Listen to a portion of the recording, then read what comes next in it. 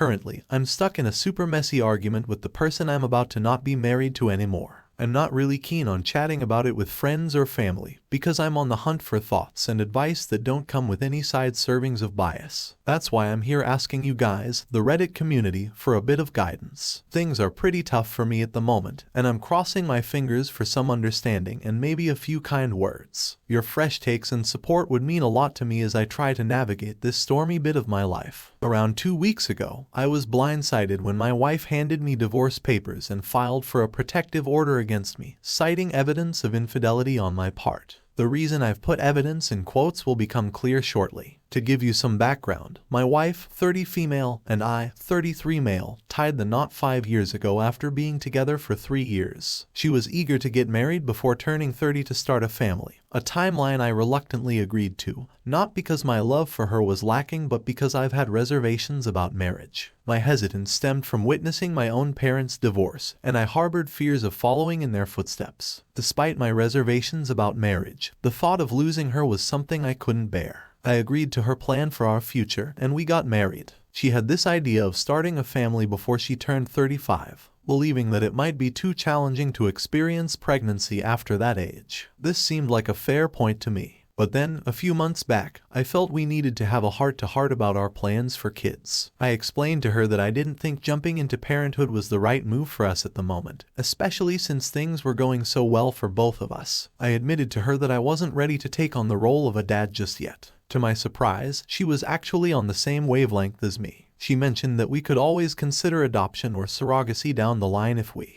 decided we wanted kids. For now, she was keen on living her life freely, without the immediate responsibilities of raising children. So it turned out we were completely in sync with each other on this, and we chose to stay child-free for the foreseeable future. I think the shift in her perspective came around the time she began her new job at a digital magazine aimed at women. This place was buzzing with younger, single women, and the few older colleagues she had were either divorced with adult children or, like us, married but without kids. From what I gathered, children weren't a common theme among her coworkers. At first I didn't piece it all together, but looking back, I'm pretty sure the work environment influenced her change of heart. The vibe at her magazine seemed skewed, to put it mildly. There was a noticeable lean towards not just empowering women, which I'm all for, but it strayed into territory that felt anti-men. Initially, this didn't bother me much. I've always considered myself supportive of feminism, believing in equal rights and opportunities for women, and I trusted that my wife's views wouldn't be swayed negatively against men, especially towards me. However, as I started to read some of the pieces her magazine published, I found myself taken aback. Supporting women's empowerment is something I stand behind firmly, but the content from her magazine ventured into outright misandry.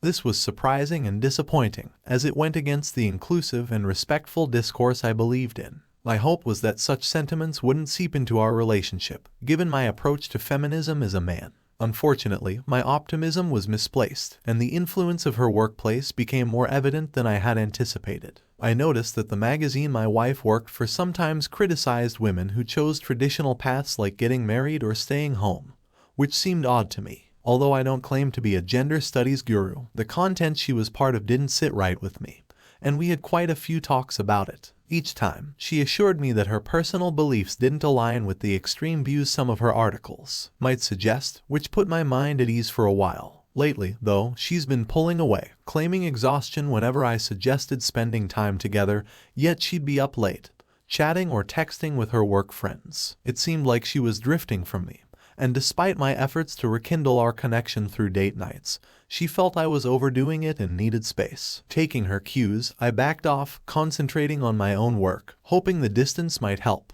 However, this move didn't have the effect I hoped for. Instead, it led to a shocking turn of events. A week ago, I was hit with divorce papers and a protective order from her, cutting off any direct way to reach out or understand what went wrong. My soon-to-be ex-wife took the step of providing an explanation via a letter sent through her attorney along with a photo of me embracing a former colleague who had left her job to move to Colorado. This image and the accompanying narrative served as the cornerstone of her accusation against me for infidelity, and the reason she cited for feeling unsafe, claiming I had made threats against my own well-being contingent upon her departure. She had already vacated our shared home by the time I received this communication, expressing a desire for me to maintain distance. Now, the reason for my earlier use of quotes becomes clearer. The allegations laid out in her letter diverge sharply from reality. Both her legal representation and I are aware of the fabricated nature of these claims, suggesting they were constructed to facilitate a more favorable divorce settlement for her. Down to a he said she said scenario, devoid of concrete proof to substantiate her claims of my misconduct. The supposed evidence of my cheating was a photo I myself had shared with her, taken at a farewell gathering for the colleague in question, a gathering she knew I was attending. This image was also publicly shared on social media by my colleague, negating any implication of secrecy or wrongdoing on my part. Rather than feeling solely upset by these developments, I find myself overwhelmingly angry at the lengths my wife is willing to go, seemingly influenced by her circle of colleagues who harbor a dim view of men. This orchestrated attempt to leverage a divorce under false pretenses is not only shocking, but deeply frustrating. After nearly 8 years together, the absence of any real explanation or the truth from her was a hard pill to swallow. I was convinced she was going to leverage her legal representation in an attempt to claim a significant portion of our finances, given her somewhat materialistic tendencies. Resorting to such deceitful tactics, however, was beyond what I could have anticipated, both low and reprehensible. I felt an urge to confront her, to challenge the fabrications she laid out, but I refrained, aware that any attempt to reach out could complicate the restraining order situation. That night, I found myself in turmoil, pondering my next steps. I had, of course, already consulted my lawyer regarding the divorce and restraining order notifications. Yet, legal advice aside, I felt compelled to take action, confident in the knowledge that her case for the restraining order lacked any substantial legal foundation. However, it still deeply bothered me that she would resort to such measures. With direct communication off the table, I spent considerable time considering my options. Ultimately, I decided to reach out to my father-in-law, a decision fraught with its own set of complexities. Known for his strict demeanor, shaped by his military background, my father-in-law commands a level of respect and, admittedly, fear, not just for me, but even my mother-in-law. His authoritative presence within his household is undeniable, making this course of action particularly daunting. I generally steer clear of my father-in-law as much as possible. It's not exactly because he's intimidating, but more because he's known for his quick temper and blunt manner. Smiles are rare, reserved mostly for moments with his family. Winning over his approval took quite an effort on my part, even after marrying into the family. Despite making some progress, I've never truly felt at ease around him. However, the gravity of my current predicament left me with no choice but to reach out to him. I was fairly certain he wouldn't condone my wife's actions and expected him to intervene in some way. Taking a deep breath, I explained the entire situation to him, bracing myself for a volatile reaction. Surprisingly, his response was measured. He simply stated he would look into the matter and abruptly ended the call, leaving me in suspense about his next steps. The following day brought clarity in the form of a text from my wife, indicating her willingness to engage in dialogue, and her intention to retract the divorce and protective order filings. Confused by this abrupt turnaround, I felt compelled to seek answers from my father-in-law rather than engage directly with my wife. When I pressed him for details, he initially brushed me off, instructing me to stay out of it. Yet, I persisted, insisting on understanding how such a dramatic shift occurred overnight. I argued that it wasn't fair for his daughter to manipulate my emotions to such an extent without consequence. Summoning all my courage, I confronted him with the truth. After a moment of silence, he revealed a bombshell. He had threatened to disinherit my wife. This might not have seemed like a drastic measure under normal circumstances, but recently, my father-in-law had significantly increased his wealth after partnering in a successful business venture with his sister. He had initially planned a family dinner to share the good news with us, but upon learning of my wife's deceitful actions and her unethical behavior, he decided to take immediate action. He was in the process of meeting with his attorney to amend his will. I was taken aback by his swift decision-making, but he shared that my wife's materialism had long been a source of discomfort for him, and he could no longer overlook her actions simply because she was his child. This wasn't her first venture into exploiting financial situations. In high school, she had a fallout with a friend over an unpaid loan, which she denied ever receiving. Her father settled the debt on her behalf, attempting to teach her a lesson about financial integrity. Instead, she accused him of being the root cause of her actions due to his supposed frugality. Their relationship had been strained by financial disagreements ever since, and her current scheme with the divorce seemed to be an overt move to claim our shared assets, including our home. During a confrontation with her father, she brazenly stated her intentions to secure all financial assets through the divorce, disparaging me as a deadweight husband she could no longer support. Honestly, I couldn't help but laugh when she labeled me as the deadweight in our relationship. The irony is thick here, considering she's been more of a burden than a partner. I expressed my gratitude to her father for shedding light on the situation despite my frustration that he had withheld such insights for an extended period. In response to this newfound clarity, I sent my wife a message expressing my relief over her decision to initiate the divorce. I suggested she might now enjoy her newfound freedom alongside her unsupportive colleagues, promptly followed by blocking her number. This entire saga goes beyond just her seeking a divorce and attempting to lay claim to our joint assets. She went as far as to portray me as a threat, all in an effort to streamline the process of securing a favorable divorce settlement and possibly alimony. For those wondering how I can be so certain of her motives, let me remind you that after nearly a decade together, I've become quite adept at understanding how she operates. I was well aware of the negative influence her colleagues had on her. Let's just say they weren't the best crowd, and she was particularly susceptible to being swayed. The warning signs were always there, brightly lit, yet I made a conscious decision to overlook them. In retrospect, I'm incredibly thankful that my father-in-law decided to step in and shed light on his daughter's true colors. Though his intervention came later than I would have hoped, it was a pivotal moment that, in many ways, rescued me from further turmoil. However, the saga didn't wrap up with that revelation. Seeking a fresh perspective, I find myself here, recounting the aftermath of severing communication with her. Despite my efforts to block her, she resorted to using fake social media accounts and enlisting our mutual friends in an attempt to reach me. Each attempt was met with firm resistance from my side, ensuring everyone understood my stance on not wanting any form of contact with her. As I was preparing to legally end our marriage with the help of my attorney, she made an unexpected return to our home. The rationale behind her delayed decision to come back remains a mystery to me. Just 2 days ago, she waltzed back into our lives with a proposition that bordered on the absurd. She suggested I could proceed with the divorce, provided I first reconciled her relationship with her father, ensured he left his will unchanged,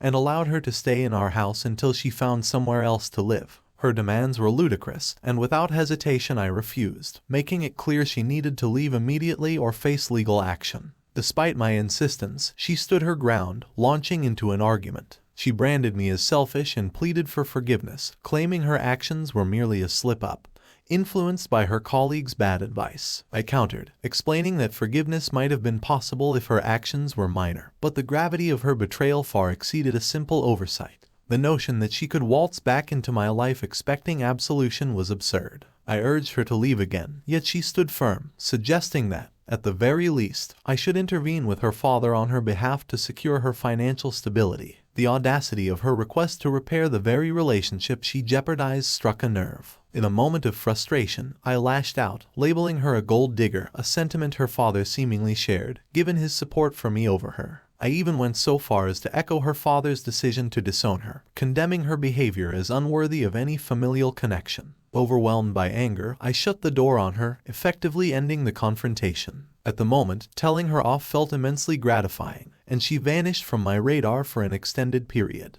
That silence was broken yesterday when her father rang me, recounting how she had appeared at their home late into the night, overwhelmed with distress, a side of her we hadn't witnessed, given her usual composure. Her typical response to anger was icy disdain, not tears. Upon arriving at her parents' house, she was in a state of despair, lamenting over feeling unloved and considering herself a failure. The situation escalated to the point where medication was needed to soothe her agitation. My father-in-law expressed his displeasure upon learning I had disclosed his decision to reveal the truth about his daughter, expecting such details to remain between us. His reaction puzzled me, especially considering his involvement in uncovering the truth. It seemed he expected a level of discretion from me that was never agreed upon, especially when his own actions contradicted the strict principled demeanor he projected. In our conversation, I made it clear that I had not agreed to any terms of confidentiality regarding his revelations about my wife's manipulative behavior. His expectation of silence from me was unfounded. Frustrated, he then shifted the blame onto me, suggesting that my actions had precipitated his daughter's emotional crisis, rather than acknowledging her own deceitful maneuvers as the root cause. But I was the one responsible for her mental state right now. For some reason, I don't know what to believe, and I thought that maybe a stranger's perspective could help me out here, so for telling my wife that her father was the one who exposed her after she tried to frame me and take over all my money by filing for divorce and claiming that I'd been cheating. Update 1. It's been a week since the last major development, and though I haven't directly communicated with my soon-to-be ex-wife, I'm aware that she has officially been served with the divorce papers I filed a few days ago. Reflecting on everything that has transpired, I've come to the firm conclusion that I bear no responsibility for the disintegration of our marriage. She expressed a desire to embrace the single lifestyle, and I've decided to let her pursue that freedom. However, given her actions and the betrayal I've experienced, I'm not willing to leave myself vulnerable to further harm by keeping her in my life. She's become a liability, a risk I'm no longer prepared to take. Throughout our marriage, I've consistently put her desires first, adjusting my life to fit her vision. Only now do I recognize the unfairness of her expectations. I admit, part of the fault lies with me for not challenging our dynamic earlier. I've always been someone who prefers to go with the flow, lacking any concrete plans of my own, which made me complacent in following her lead. This realization has been a wake-up call, highlighting the importance of asserting my own needs and desires in life. Had I known that my willingness to compromise and go along with everything would eventually turn against me, I would have steered clear from the start. The shock of these recent events still lingers, but I'm determined to move past this because frankly she's not worth any more of my time or energy. These past few months have been incredibly tough, marked by a growing emotional chasm between my wife and me. Now, with the decision to divorce firmly made, I'm freed from the weight of our deteriorating relationship. The future, once clouded with uncertainty, is now unmistakably clear. There is no us anymore. I've made the choice to cut off all contact with both my wife and my father-in-law, given their selfish tendencies. Reflecting on the 8 years we spent together, it feels like a colossal waste, having invested so much in a relationship that brought me to this low point. I'm bracing myself for whatever comes next. Knowing my wife's cold and strategic nature, I doubt she'll let the divorce proceedings go smoothly without attempting some form of retribution. I'm curious yet cautious about her next move, especially if she resorts to anything unlawful. Should that happen, I'm fully prepared to meet her in court, not just for the divorce, but to counter any underhanded tactics she employs, echoing the same legal battle she initiated.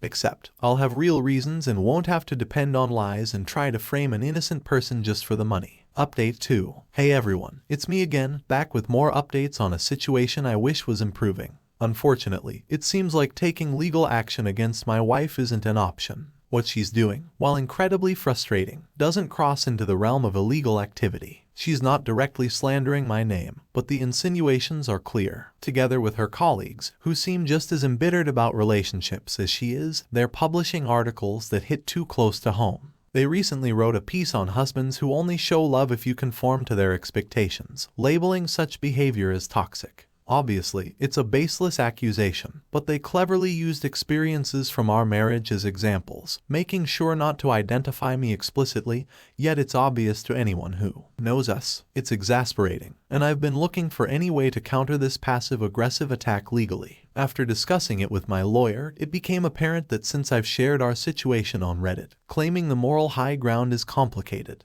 It looks like she'll continue to take jabs at me through her articles, and I'm left with no choice but to try and ignore it. On the divorce front, she's officially responded to my petition. She's not opposing the divorce itself, but is asking for a significant amount in the settlement, including our house. I firmly believe she's not entitled to what she's demanding, and I'm prepared to fight tooth and nail in court to ensure she doesn't get her way. Update 3. Greetings Reddit community. I know it's been a while since my last update, and I appreciate your patience. The delay was due to the tumultuous process of finalizing a contentious divorce and the major life change of leaving my job to launch my own venture. Navigating through this phase of my life has been incredibly hectic, yet it's brought a sense of renewal despite the challenges. Transitioning into life as a soon-to-be divorced man, detaching from someone I once envisioned sharing my whole life with, was anything but easy. Especially with her turning to vindictive writing as a means to provoke me, it was her last resort to maintain some form of control or impact over my life. Despite these trials, I persevered.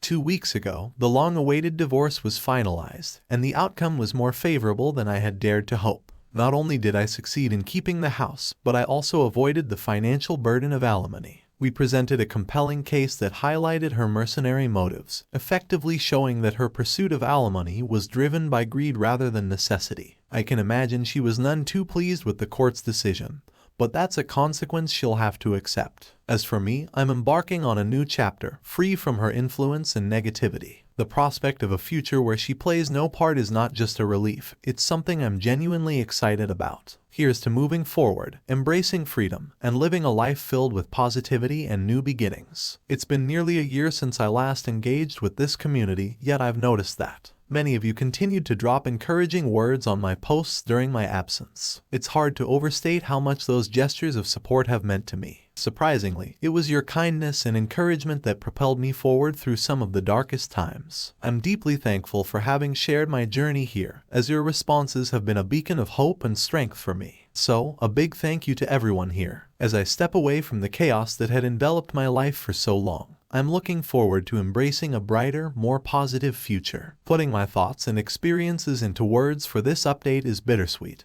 but it marks the end of a turbulent chapter and the beginning of something new. I'm filled with happiness and relief as I close this period of my life, excited for what lies ahead. Thank you, truly, for being a part of my journey and for all the support you've shown. Now it's time for me to focus on living my best life free from the past shadows.